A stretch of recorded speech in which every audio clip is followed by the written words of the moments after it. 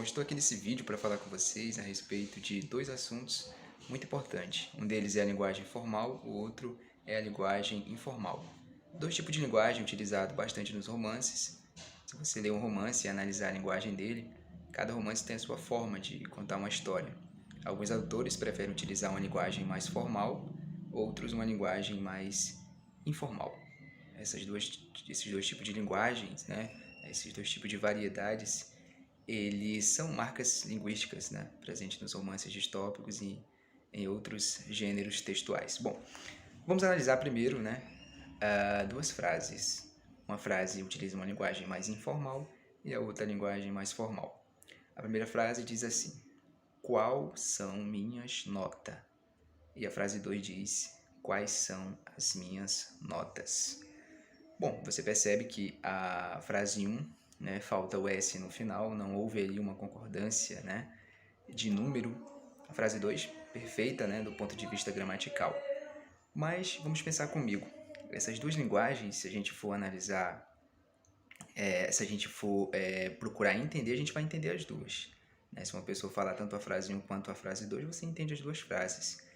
Então, por que que só a segunda frase ela é considerada correta pela gramática normativa e a primeira frase não, né? Por que que isso acontece? Bom, esse processo ele é bastante antigo, houve um processo histórico onde houve a aceitação de uma linguagem mais formal, né? Houve, né, na verdade, duas situações que marcaram, né, com que essa linguagem mais formal ela fosse aceita, né, pela gramática. Os parâmetros e regras que constituem a linguagem padrão, eles foram se estabelecendo ao longo do tempo e dois fatores sociais foram marcantes para que isso acontecesse. O primeiro deles foi a escola e o segundo, né, foi os meios de comunicação, que são os noticiários, livros, a mídia em geral, né? Esses dois aí meios, né, sociais influenciaram bastante para que a linguagem informal fosse até um pouco esquecida, né? Fosse desvalorizada, né? Enquanto a outra fosse mais prestigiada, né? Porque as pessoas que eram da classe mais alta, aquelas pessoas que tinham dinheiro, que tinham influência política, né? Que são as pessoas que utilizam uma linguagem mais formal. E essa linguagem dessas pessoas, a escola acabou aí fazendo, né, com que todas as pessoas falassem da mesma forma. E a gente sabe que não é assim, né? Cada pessoa tem sua forma de falar, né? Uma pessoa utilizando a linguagem informal não está falando errado, né? Está falando daquela variedade que ela conhece, aquela variedade que ela está familiarizada, né? A escola, infelizmente, aí ao longo de muitos anos, né, vem valorizando, né, somente a linguagem formal, quando na verdade deveria valorizar as duas formas, porque não existe uma forma errada de falar. O que existe é o preconceito linguístico, né? E cada linguagem ela pode ser usada em uma situação. A linguagem informal em um contexto e a linguagem formal em outro contexto. Então, existem dois tipos de variedades, né? A variedade padrão, também conhecida como linguagem formal, linguagem culta, e a variedade da linguagem informal, também conhecida como coloquial, né? Bom, agora eu vou falar a respeito das características de cada tipo de linguagem. Bom, a linguagem informal é aplicada quando não existe familiaridade entre os interlocutores, né, ou em uma situação em que requer mais respeitabilidade. Vamos agora ver as características da linguagem formal. Ela segue rigorosamente as regras da gramática, né, toda uma concordância verbal, né, questão de regência. Então, é uma frase bem construída, gramaticamente falando, pronúncia clara e correta das palavras, vocabulário vasto e rico, momentos em que a linguagem formal é aplicada, né? Em que contexto, em que situações esse tipo de linguagem é aplicada. Em discursos públicos ou políticos, né? Não que todo político, né, utilize a linguagem formal, né? Alguns políticos mais populistas utilizam a linguagem informal mesmo, que é a linguagem do povo. Mas eu falo em um discurso, né, em TV, em rádio, né? A linguagem formal é a que prevalece. Em conferências, palestras e seminários, né? Aí é utilizada uma linguagem bastante técnica até, né? Que é a linguagem formal também. Em provas e concursos públicos, claro, não poderia ser diferente, né? As escolas valorizam essa linguagem formal, então A escola, né, utiliza bastante desse tipo de linguagem, né? Concurso público também. Em reuniões de trabalho e entrevista de emprego. Aí é meio que óbvio, né? Entrevista de emprego, né? Eles observam, né, a forma, né, como você fala, né? Se você aí domina bem a língua portuguesa. Isso é exigido aí e é onde a linguagem formal pode ser aplicada.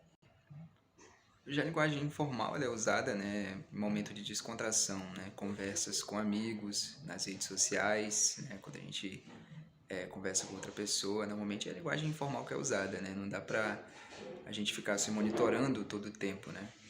Todos falam a linguagem informal, mesmo aquelas pessoas, né, cultas, né, que dominam bem a língua portuguesa, elas utilizam a linguagem informal, né, em momentos de conversa, descontração, né, em reuniões com os familiares. Enfim, a linguagem formal ela é bastante utilizada assim, até mais que a formal, eu diria, né? O que acontece é que cada uma deve ser utilizada em seu devido contexto. Se você for fazer uma redação, por exemplo, você vai ter que utilizar a linguagem formal, né? Para que, né, você não cometa aí os desvios, né, de português. Mas as duas variedades devem ser respeitadas. Cada falante, né, tem que dominar as duas formas. E é isso que a escola tem que observar, né? Não obrigar você a dominar uma linguagem formal, sendo que você não utiliza, né, tanto, né? Você precisa conhecer as duas formas e adequá-las em seu devido contexto. E observando, né, os romances distópicos, todos eles, a gente pode ver que é uma linguagem não muito formal, né? Mas também não tem tanta informalidade, né? Os autores eles utilizam uma linguagem bastante simples, né, para que os leitores possam entender. A Revolução dos Bichos, por exemplo, é uma linguagem muito simples, né? Um leitor aí que não seja um leitor tão crítico assim há de entender. Claro que precisa conhecer, né, um pouco de história, né, porque esse romance ele é baseado aí, né, em fatos históricos. O romance O Conto da Aia ele tem uma linguagem um pouco mais elaborada. É um romance aí bem interessante, né, para leitores aí que gostam, né, desse universo aí de ficção, tanto que virou série. A linguagem também não é muito complicada, é uma linguagem um pouco mais informal, né, mas não tanto, né, diria, classificaria dessa forma. Então, nos romances distópicos, né, os autores eles não complicam tanto a linguagem porque eles querem alcançar a quantidade maior possível de público, né? Quanto mais em público ele alcançar, com certeza mais sucesso, né? Vão ter aí seus livros. Isso é inegável, né? Então eles utilizam uma linguagem mais simples, não muito rebuscada, né? Claro que tem termos aí que para alguns leitores eles realmente precisam procurar um dicionário, mas no geral é bem tranquilo. Com certeza você vai gostar de ler os romances distópicos, é uma linguagem bem simples, né? Como falei anteriormente.